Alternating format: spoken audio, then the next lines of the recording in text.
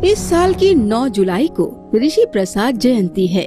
ऋषि प्रसाद की पूरी टीम को ढेरों बधाइयाँ।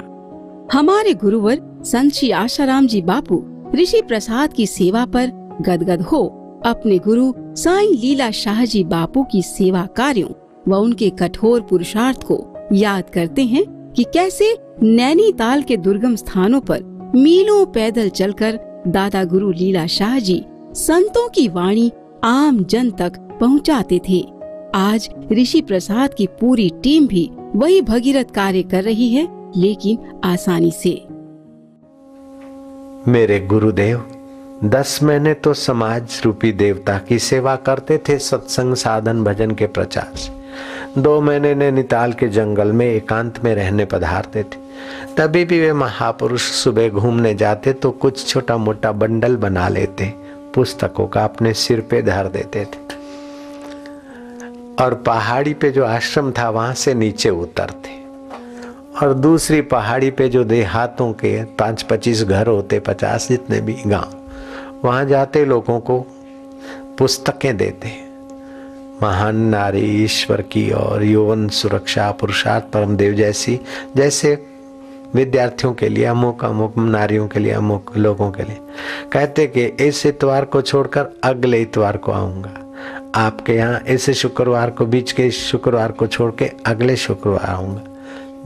तीसरे गांव में जाते बोले आपके यहाँ गुरुवार को छोड़कर दूसरे गुरुवार को आऊंगा।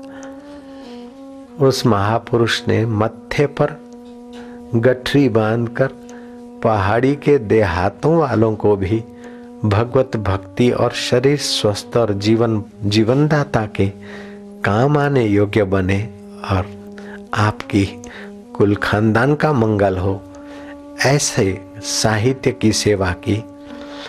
तो ऋषि प्रसाद उन ऋषियों का ही प्रसाद है, अनुभव प्रसाद। और घर बैठे लोगों तक पहुंचाने की सेवा कई साधक लोग करते, कई भक्त लोग करते।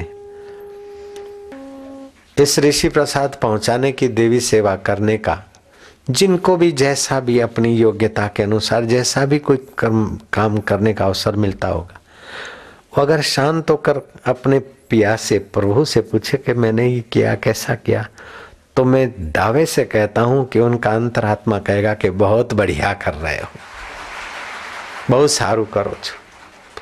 चाहे फिर पोस्ट विभाग के अधिकारी हों, चाहे ऑफिसर हों, चाहे लेबर वर्क करने वाले हों, चाहे आश्रम के कंप्यूटर विभाग के हों, चाहे पत्रिकाएं ट्रक से उतारने वाले हों, चाहे कार्यालय से पोस्ट ऑफिस में भेजने वाले हों, चाहे घर घर एक एक पत्रिका बांटने की सेवा करने वाले हों, चाहे एक एक मेंबर से संपर्क करके उसको देने और लेने का काम करते हो, जो भी जिस प्रकार से भी सेवा कर लेता है, उन्होंने अपने कर्तृत्व का सदुपयोग सत्य स्वरूप ईश्वर की प्रसन्नता के लिए किया है, तो उनका अंतरात्मा संतुष्ट होता होगा। अगर संतुष्ट नहीं हो तो आप मुझे मिलो अथवा ये काम छोड़ दो, फिर ना करो।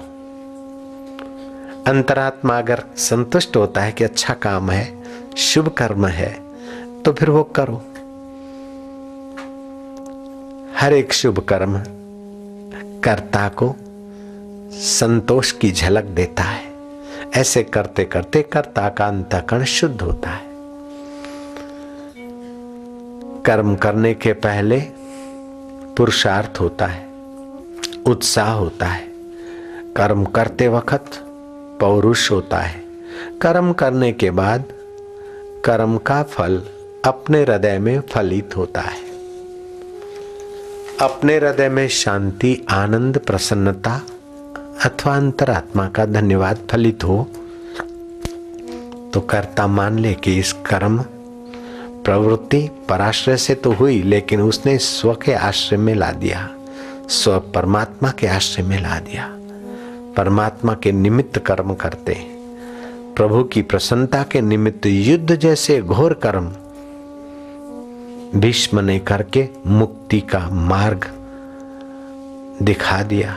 जब युद्ध जैसे घोर कर्म करके भी आदमी मुक्ति पा सकता है, अर्जुन मुक्ति पा सकता है, भीष्म मुक्ति पा सकते, तो फिर मुक्ति का मार्ग दिखाने वाले ऋषि प्रसाद के देवी कार्य में भागीदार होकर मुक्ति के रास्ते की क्यों यात्रा हम नहीं कर पाएंगे? जरूर करते हैं।